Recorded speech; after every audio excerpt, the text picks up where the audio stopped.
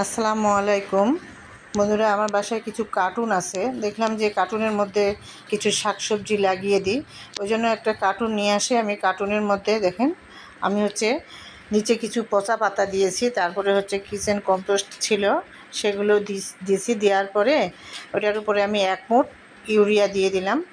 Urea সার দিলে নাকি এগুলো পচে যাবে, কিচেন কম্পোস্টগুলো পচে যাবে। তার উপরে আমি দেখেন মাটি দিলাম। মাটিগুলোর মধ্যে আমার ছাই আছে, তারপরে মাটি আছে, গোবর আছে, সব একসাথে মিক্সড করে আমি ওই কিচেন কম্পোস্টগুলোর উপরে দিয়ে দিলাম। দেওয়ার পরে এই যে দেখেন, আমি আমন্ড আটা নাকি রেড কুইন, এটা আমি কিনে এনেছি। দেখুন, এটা আমি এটার উপরে এখন রোপণ করে দিব। এখন আমি এই যে দেখেন, এগুলো বীজ নিছি হাতের মধ্যে, যে বীজগুলো নিছি এগুলো আমি এখন এটার উপরে রোপণ করে দিচ্ছি।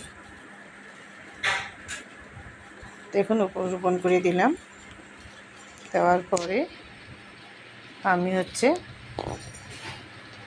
এই মাটিটা এখন সমান করে দিব।